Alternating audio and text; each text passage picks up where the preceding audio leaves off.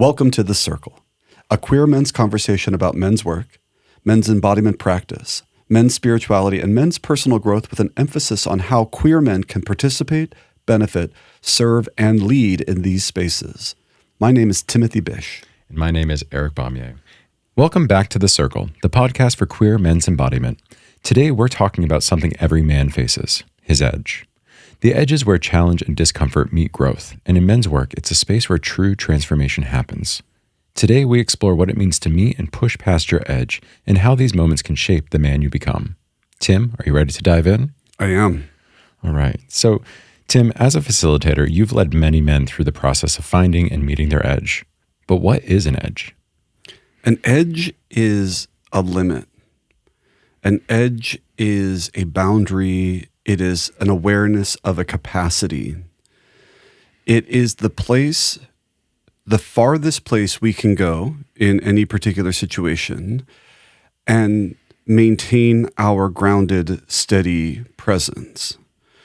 It is the line over which, if we step, we can then start to crumble, lose our composure, fall into bad habit, due to overwhelm.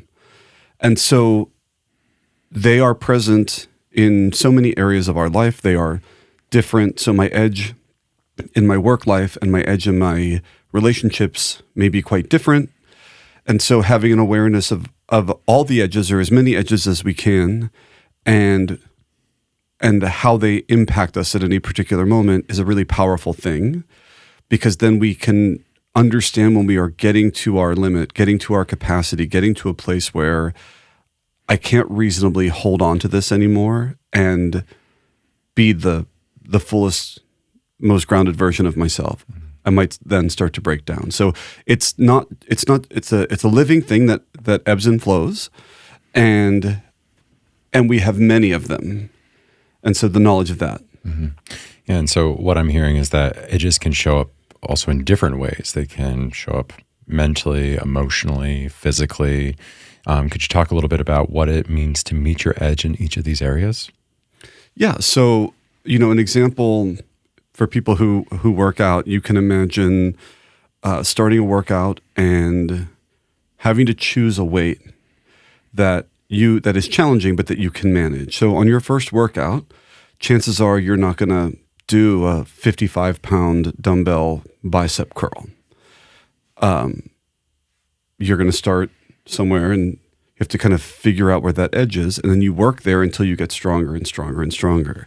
If you were to pick up something that was way beyond your capacity, that is the place where you might either start to fall into frustration, like, well, why can't I lift this? Or what's the matter with me? Or in this example, injury, injury to self and injury to like those around you.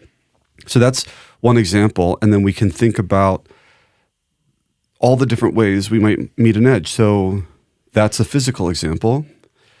And then how do you feel when you are confronted by your primary partner and they are hurt because of something that you do? Each of us will have an edge there too on how much that we can hold without taking it personally, how much we can stay present without crumbling in the face of what might feel like big emotion. And so if we think about almost every area of our life, we can start to find, this is how and where I meet my edge, or what it might look like. Yeah, on the physical example, I've had that happen a couple of times, yoga in particular.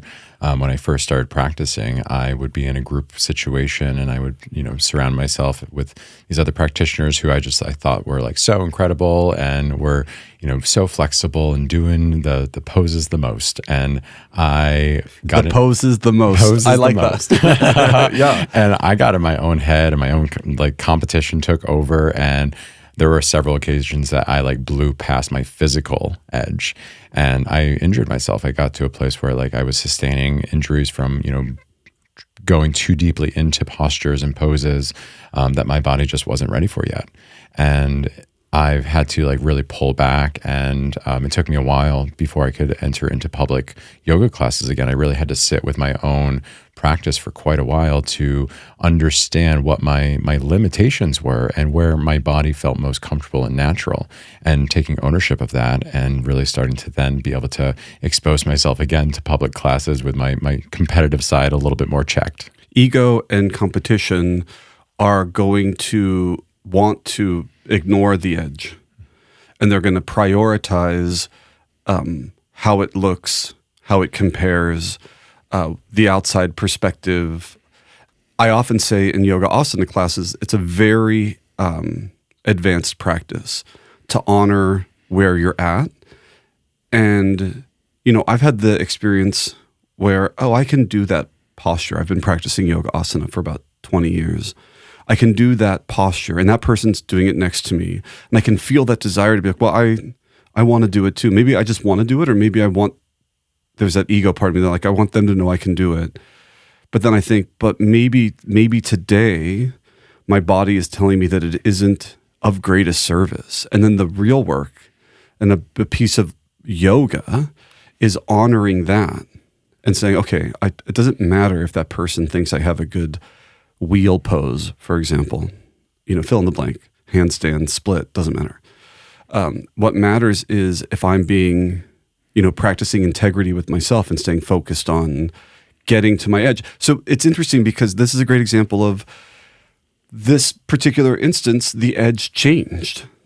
So when we see avid yoga asana practitioners, we often think of these people who can wrap themselves into pretzels, who are very flexible and who, can stand on their heads and, But one of the reasons that practice progresses is because they're continually looking for their edge and then trying to work there. And the work at their edge is alignment, breath, intention. So it isn't really about, how wrapped they are. It's about like wrapping to get to their edge. And so this example where on this day, sometimes my edge is a little closer. I can't go as far, and that I have to honor that edge. And that's based on a lot of factors. That could be what you did the day before, what you did prior. What is your capacity in that moment to hold that edge? And that means that could be a moving target, and it's not always going to be the same. And so being mindful and aware of what an edge feels like, right? And as you're approaching it, and then how do you handle yourself in how... Well, this is why practice is so important, because the more we keep coming back, the more we'll start to understand the ebbing and flowing of our edge in any given moment. So it's highly unlikely that our edge is going to swing wildly, right? To be, one day I'm super good at yoga, I feel great in it, and then the next day I absolutely can't do it. It's probably not that. It's probably unless you've sustained an injury or there's something that like happens that changes your ability. But that would be a totally different. Yeah, it would be more like the way that my body feels today.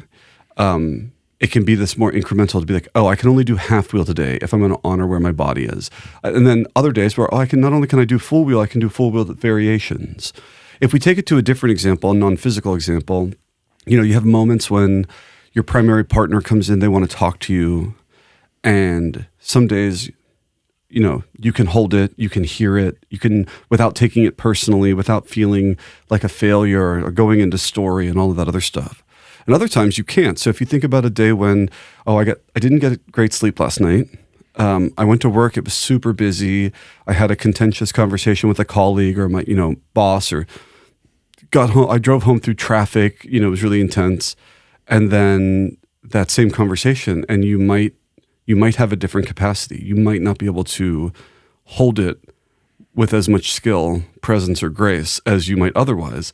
The recognition of that is powerful because then you can communicate that prior to the beginning, rather than being in the situation and then being blown past your edge and then into reaction, into bad habit, into, those sorts of things. Absolutely. I've got an example that happened over the summer with you actually, where we were at a show, and our drink order was coming, and I don't drink, and the first sip that I had, I was like, this is tequila. And it started to trigger me and send me, and I was about to just fully collapse. And I actually used some of the practices that we do in embodiment circle, and I excused myself and I went outside and I started shaking and just like shook it off. I like started jumping up and down. I started like horsey lipping and just like getting it out. And so I think that I want to transition into other practices that we do and kind of talking through like how do men's work practices address these edges and how do they help us define and meet them? They provide us an opportunity to have an experience of our edge. And some of that, if we go back to the physical, if we're doing a posture practice like chi generator, we put ourselves in a challenging position and then we work with breath and visualization in that, and the challenge starts to accumulate. Now, you and I have both been in chi generator, many times and together, and the first minute or two, and then minute 3, minute 4, depending on how much you've practiced, and minute 7, minute 8, 7, minute 9. 8, yeah. You get to minute 12, and you're like, oh, I'm really having to like focus and be really present. These are opportunities to practice those things at your edge. And the men's workspace in these practice sessions allow a container where I get to work there and I get to go past and then potentially have to break and reset. And there's value there too. You're like, okay, well, that's what it looks like. So in the real world, when you get blown past your edge, you're not suddenly in completely uncharted territory. You're like, oh, I've been here before. So as your beautiful example, I've practiced this enough. I need to step aside, have a moment alone.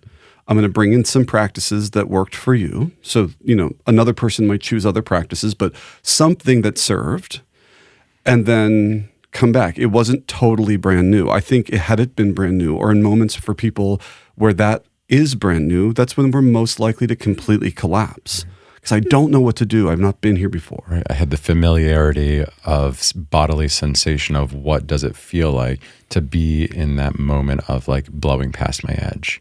And I was like, whoa, I've been here before, and I have a little bit of tooling right now to help pull me back so that I didn't fully collapse. I didn't, take that second swig, and then who knows what would have happened if I would have continued that night. Sure. And so the movement practices are a pretty obvious example because you can feel physical, muscular fatigue.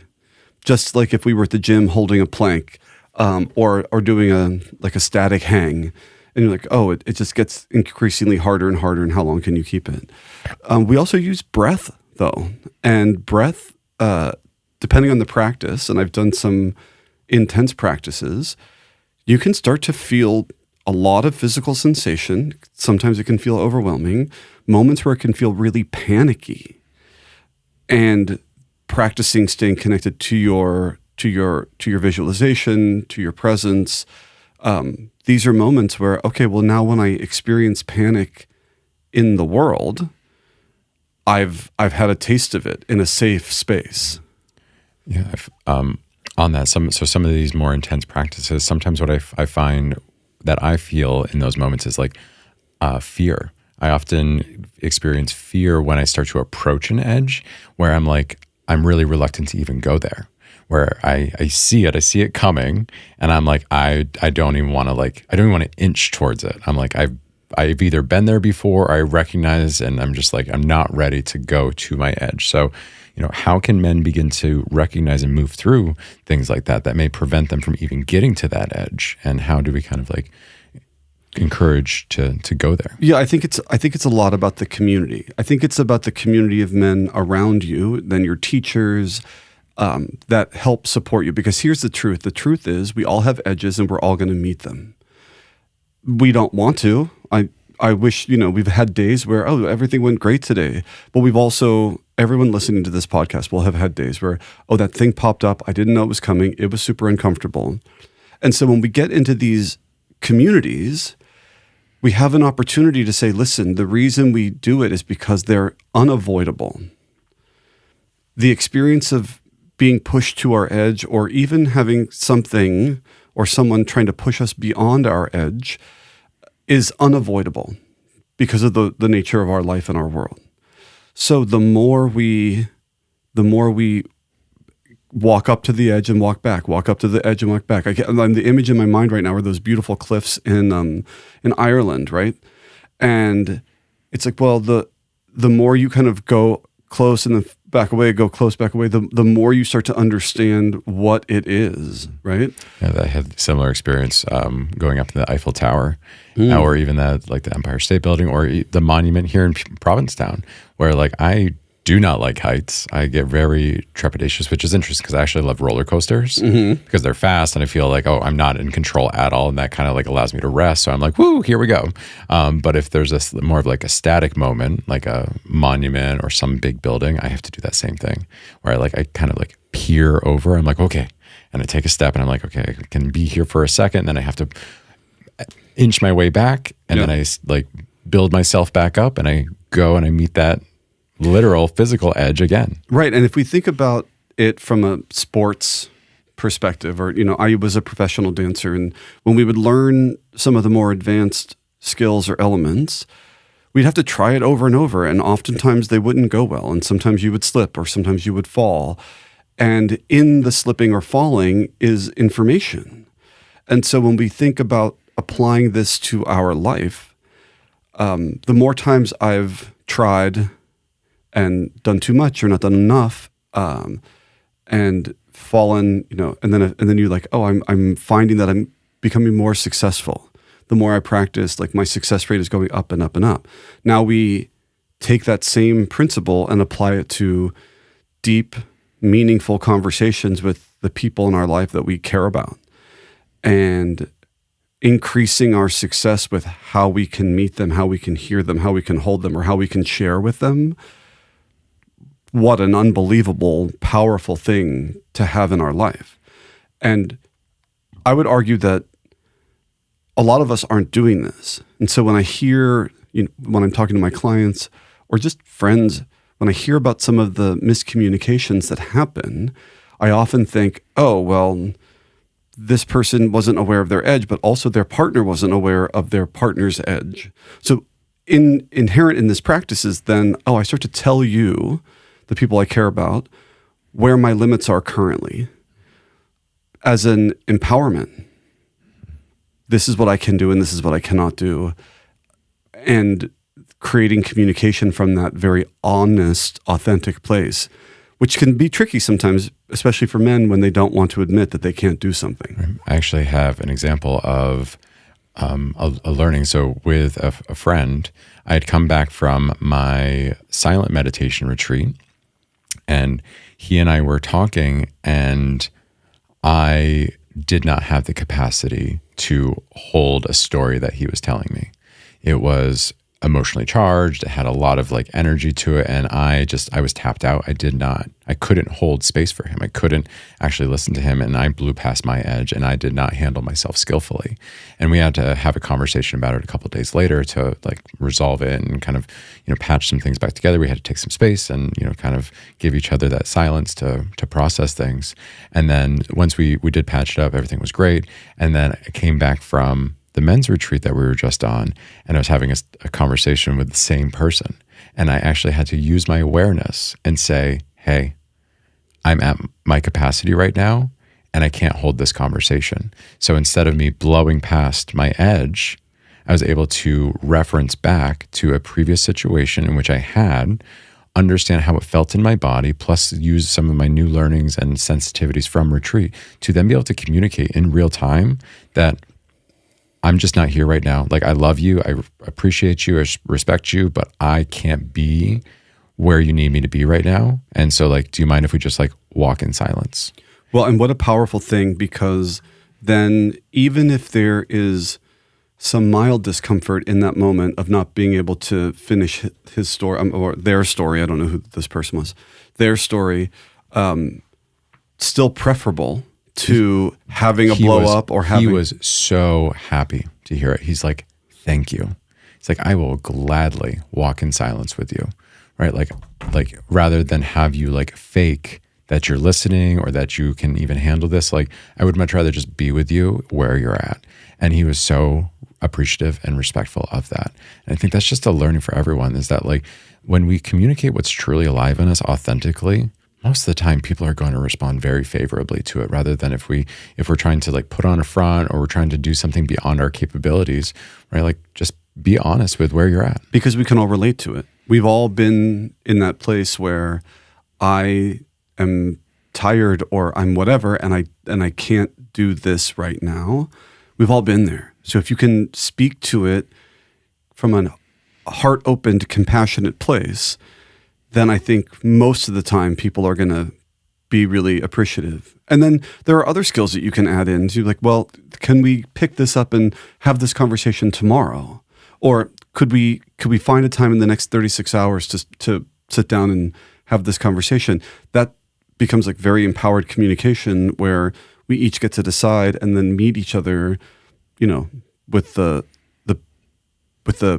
everything stacked in our favor to the best of our ability. Being able to bring in conscious clarity, communicating conscious clarity to others is such a gift, right? To be able to say like, hey, this is where I'm at, and I want to bring that clarity to you and help you experience what I'm experiencing, and then we can go from there. Well, it's interesting because it happens so frequently in couples counseling. I hear it when I was in couples counseling, and with my friends who have been in it. This desire, well, not even desire maybe, but this tendency for us to want people to mind read.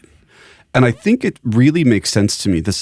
I assume that, I'm speaking for myself now, I assume that people experience the world the way I experience it. And so when they do things or don't do things, I immediately am like, well, if I did that or didn't do that, it would mean this. And as I get older, and of course I think too, that isn't true.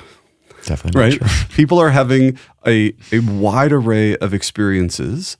And so this understanding of our edge and the attempt to communicate about our edge isn't just a practice of knowing what we're capable of doing. It's a practice of remembering the wide array of experience that is capable in any one moment, and allowing us to keep that in our minds as we navigate our life and challenge. So, that person may not be experiencing this. When they tell me what their edges are, it gives me an insight into what it is they are experiencing. Oh, okay. This is why when we talk about boundaries, and edges are a kind of boundary. I think a lot of people think boundaries are this, two hands up, like fucking stop, back off kind of moment. And you and I have discussed they can be that. But they're so often an empowerment, empowering people with information so that they can meet you in a more skillful way, and so that you can meet them in a more skillful way. And so I don't know if I've said this on this podcast before or not, but I said, no one's mad at the line between Pennsylvania and Ohio. No one's mad about it, right? It helps us to know where we're at. That's all it does.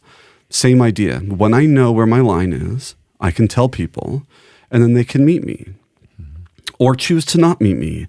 But it can happen in a conscious way rather than this reactive, unconscious, typically triggered or emotionally volatile way. Very rarely do those moments end in ways that we would want them to. They tend to be a little tricky. Yeah, yes, they do. So what I've loved about some of the examples that we've shared is that, there's sometimes a physical boundary, sometimes it's an emotional boundary. Some of the examples we shared about, like, myself going to the edge of a building, right? Or the monument or that cliff, and I can see that physical edge, and it kind of creates that container. I know that I can go towards it, back off, go towards it, back off. You talk about couples counseling. That also is like a kind of a container that kind of like, holds the space and like allows you to be able to express certain things and, go through the motion. So I'm interested, like, men's circles, embodiment circles, they can offer powerful support in the moment when men are right at their edge. So it creates that container. And so what it is about the collective space that helps men push through what they wouldn't be able to on their own? I think part of it is the shared experience of having an edge and realizing, oh, I'm not alone. Because I think the male experience is often, from what I've heard in my own personal experience, it feels very lonely. Sometimes it feels like I'm the only person who feels like this. And then you are in a group of men and you realize, oh no, I think there was a moment in retreat where someone voiced feeling self-conscious and they were like, well, who else has that feeling? And everyone raised their hand, right? You're like, oh, okay. So that doesn't mean that whatever you're feeling isn't still uncomfortable, but you're like, I'm not alone. Right. You can be witnessed in it and you can rest in the fact that like this is a shared experience. Totally. And then most of the men's workspaces that I'm in have an array of men, meaning from different places, different life experiences, but also with some different amounts of practice under their belt. And so then you have this opportunity to have some of the men who have been doing it longer talk about how it is of benefit. Oh, when I continue through this practice, when I continue to refine my own understanding of my edge, and then ultimately begin to expand my capacity, these are all the ways it benefits. So then that man can step up to a man who might be newer or needing a little bit more context and say, brother, like my life is transformed. My conversation or communication has transformed because this nuanced understanding that comes from practice. Yeah, there's a beautiful support that happens, and even a little bit of accountability where like, it's you kind of are being witnessed by other men are stepping in mentorship, roles where it's like, oh, like you kind of like feel that support and you start to be like, oh, I have the safety that I need to go a little bit further. And this actually happened to me on retreat where I hit an edge opening night and flew past it, didn't even know it existed. I was triggered in one of the practices that almost resulted in me backing completely out of the retreat. And I had the support of yourself and several other brothers and folks in leadership to really help bring me back. And then later on in the retreat, you and I were in practice, and I was able to, through that support, actually get back to that edge and work with it and play with it a little bit more and be way more supported and safe in that environment to like actually start working it. Your story is a good one because it illustrates the importance of having a safe container so that when you do blow past your edge, you can have the experience of recognizing it coming back without necessarily feeling like you're completely alone. So that desire, we've all had that desire of, I feel totally overwhelmed and what I want to do right now is run away. And then if you're standing with other men who have been there before, and they can reassure you there is benefit in staying, and this is what it'll look like, and and just kind of hold that.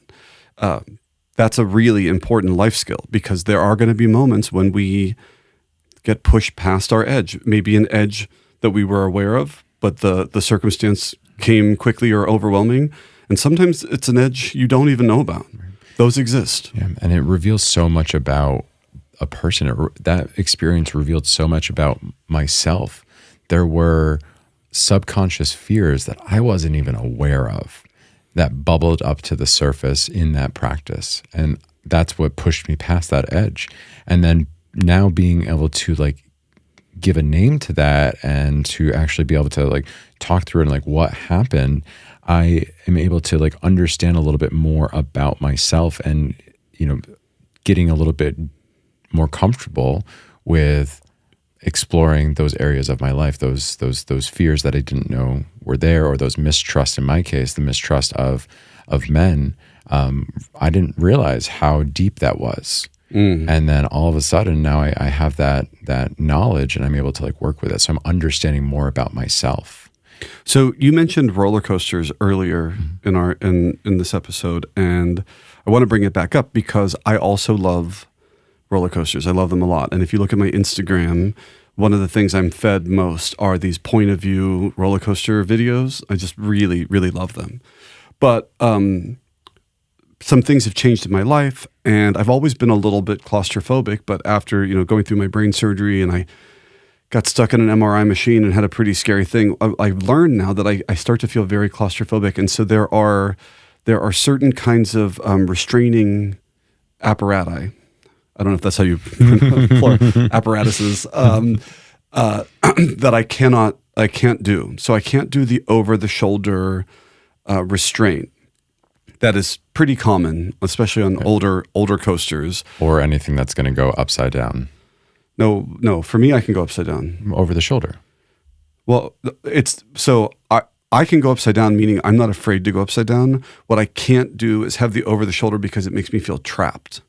It's the claustrophobia, not the fear of the coaster. That's what I meant, was that like most often roller coasters that go upside down have over the shoulder. Well, now they've done, so Velocicoaster and some other things, they do have that. It comes over, but it's still just a lap restraint. Oh, got it. So your arms are still more free. Like you don't have that same sort of sense of claustrophobia, but now it doesn't matter because I'm aware that I'm being locked into a thing, so it's tricky for me. But the whole point is a piece of information that I became aware of, and then I'm able to make some choices so that I'm choosing before I'm in panic.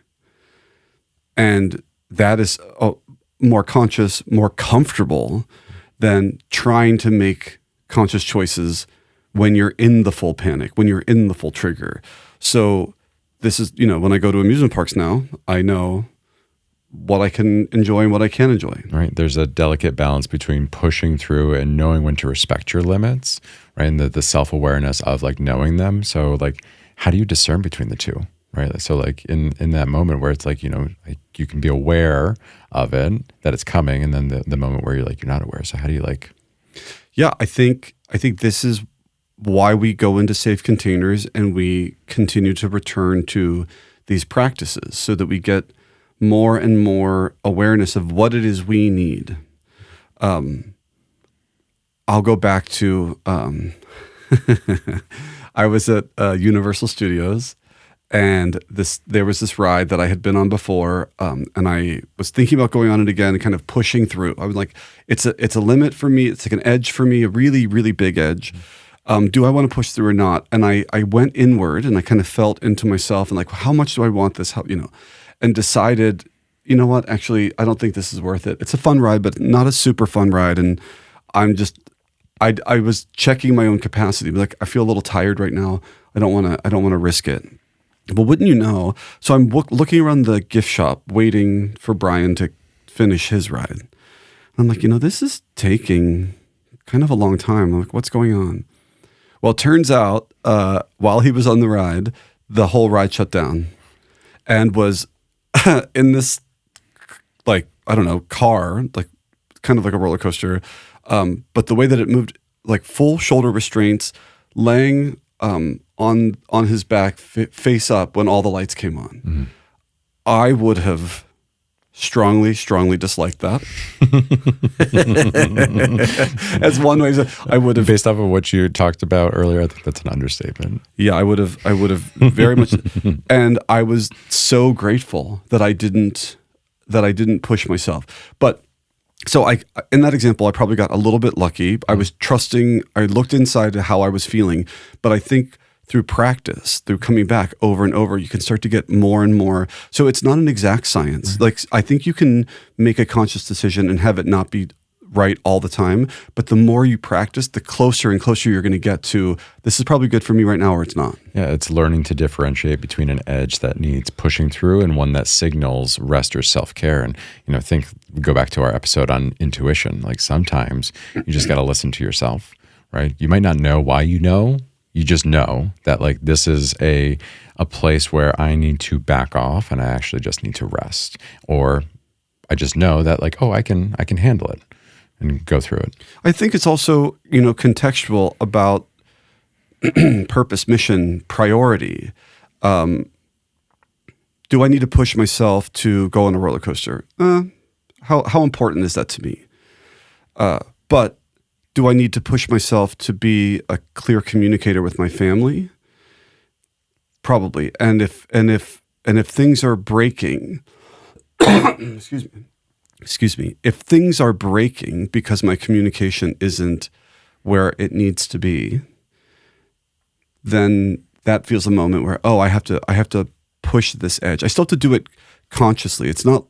So it's no 0 to 60, right? Then it becomes a practice where I'm like, I have to push it mindfully, little by little, mindfully, and not try to blow past it and fix it in one day.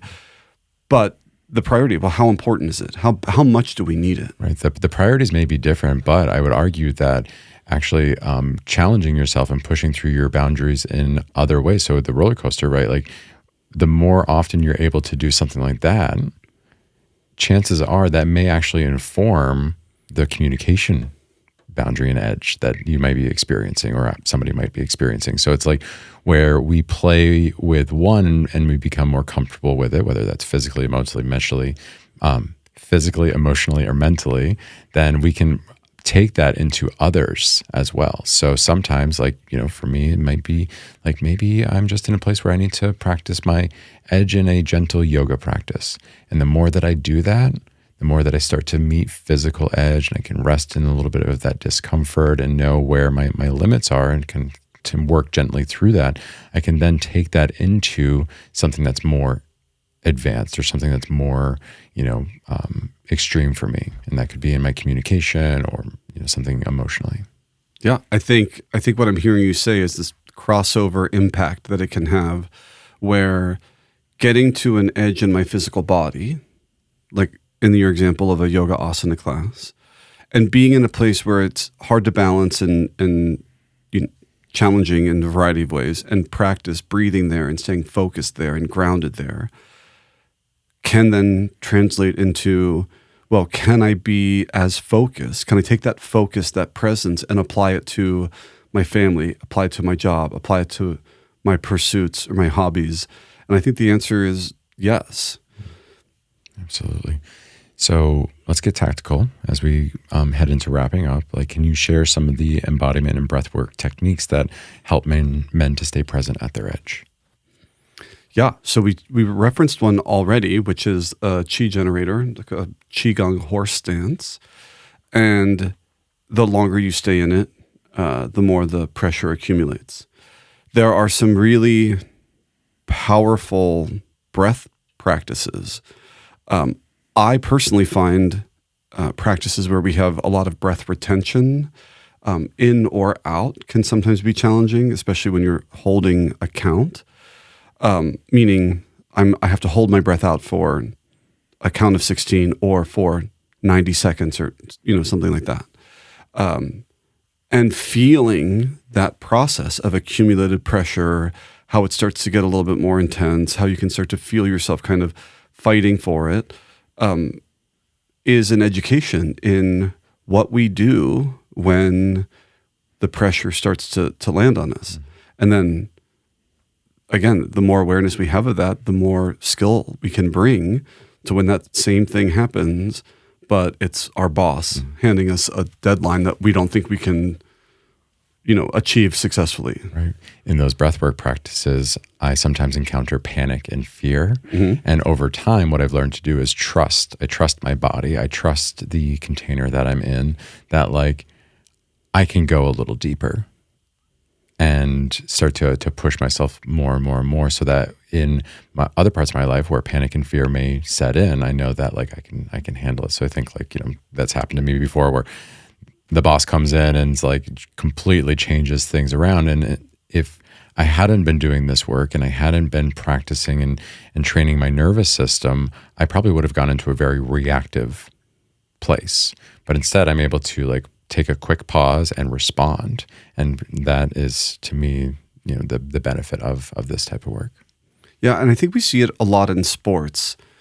It feels really normalized there. Oh, you're going to try a new skill. And, I'm going to use diving as an example. You try a new skill and you over-rotate, and then you kind of belly flop or do something that is very uncomfortable. And then recognizing, okay, so that's what that felt like. But I've been here before, and now I can take that information and try to apply it. But there is a little bit of fear. Well, what if it happens again? And so the more you practice, you like, oh, okay, well, I've been here before. I know that it's okay, and that I have support, and I have my coach, and I have my teammates, and I have and we start to learn to lean on those things. So another thing about edges that we haven't talked about so much is it's a reminder that even though we each have individual edges, the working with them and the working through them can be very much a community, satsang-based endeavor. I lean on my brothers when I'm getting to my edge. I have them listen to me. I get their feedback or their insights or their reflections, and take that as part of my practice when I inevitably have to try again. Absolutely. And going back to my first example of like the yoga practice where I was really in a competitive mindset, I've now been able to enter into these men's spaces where I'm not competing with them for like who can hold the deepest, lowest, longest chi generator. It's more like I'm now building off of them and using their support and like listening to both myself and them, like maybe letting out some steam through noise and sounds, right? We are kind of like motivating each other. It's not that we're competing now, but we're motivating each other and helping each other kind of stay in that moment, in that pocket of like, okay, I'm at my edge, and there are other people that are also at their edge, and we're in it together, and we're here to support each other through it. And giving some permission. So, you're talking about the chi generator practice, which can be very intense. Sometimes we do that in a circle, or sometimes we'll do it facing another brother. And what I've noticed is giving some permission to try things we might not normally try. So for the listeners, in these men's workspaces, sometimes it can get a little primal. And so oftentimes what will happen in a chi generator, if you're holding it for a long time, is facial expressions, sort of like screaming or growling, sticking the tongue out, like kind of these manners of moving some of that energy. And I have found from my own personal experience and observing others, sometimes people need a little permission to try something else. And it's like, oh, I probably would not have tried that thing if I didn't see that man doing it or that man doing it. But now they did do it, and so then I tried it, and then I had the experience of what that was. And so it's just more information, more experience about, well, what can I do when I get to my edge so that I can still participate consciously. I think I mentioned I use these tools in my life, even in moments when it might feel a little bit wacky, because I know that it will help me engage and participate in ways that are of greatest service. So occasionally I will shake. If something pretty big, I usually save shaking for like a really big thing because it can look a little bit wild, in real life. I use a lot of breath and a lot of breath holds that people don't even necessarily know I'm doing because I can feel this thing bubbling up. And I know if I start to breathe in this conscious way, I'm less likely to roll down this old neural pathway of trigger and anger or sadness, or and I can be a little bit more clear-eyed. So the practices aren't just then in safe spaces. I think we learn them and go really deep in those places so that we can be held, and then take them into your life. You're going to meet your edge, walking down the street or in a Zoom call. But what can you do then? So another big piece of this work that I think is so important is that it is life work. And so we should bring it into our life. Yeah, it's, this whole conversation about meeting edge is so powerful because it is such a universal experience. Everybody has them. Everybody. Like everybody. And so if you're listening right now and you're like, I don't have an edge. Yes, you do. Yes, you do. Yes, you do. And they're not anything to be ashamed of. Mm-hmm. They are things we can work with. They are things we can potentially expand. We can increase our capacity in any number of ways, especially if we want to. But we all have them. Everyone has them. And the more we're aware of it, the more powerful we are. It's a little bit like a really important skill. I can tell you where my edge is. I can even, if we have good communication, I can even start to feel into where I think your edge is and have robust communication around that so that we're kind of honoring each other. It's really powerful. So everyone's got an edge, and the more you know about it, the more power you have. The more power you have to live the way you want to live. Absolutely. Knowledge is power. Knowledge of self and being able to communicate that to others, it really is a powerful, powerful thing. And beautiful to acknowledge and to work with, and to be able to do that, in places that support, that work. Yeah. Do you have any final thoughts for our listeners on how men can embrace their edge rather than fear it? Yeah, I just want to, this saying around the yoga community was often like, take your yoga off the mat, take your yoga off the mat. And that's really what we're talking about. So when we talk about men's embodiment practice in these spaces, in these retreats, these are opportunities for deep, safe practice, but the intention is for it to move into your life. And the hope is that every man gains insight and experience in these experiences and in these retreats or in these workshops or classes or circles, and then they take it with them. And so it's very that. It's like it doesn't just exist in the moment that you're doing it. It should come with you. That has been my experience. It comes with me, and I would like to think that more often than not, I am successful in utilizing some tools so I can be more conscious and less reactive. I'm not always, it's not a perfect, I don't think anyone's doing it perfectly, but at the very minimum, when I do some version of what feels like a less skillful reaction or manner of engagement, I'm also quick to recognize it and to then learn from it too. So power. All this learning and experience is power. So take your practice into your life and increase your ability to live the life you want to live. Right. It's not a perfect, it's a practice. It's not a perfect, it's a practice. That's right. Beautifully said. Thank you so much. I feel very complete today. As do I. Thank you so much for joining us here in the circle. And as we leave now, I wish you brotherhood, connection, authenticity, vulnerability, safety, and love. And with these words, our container is open but not broken.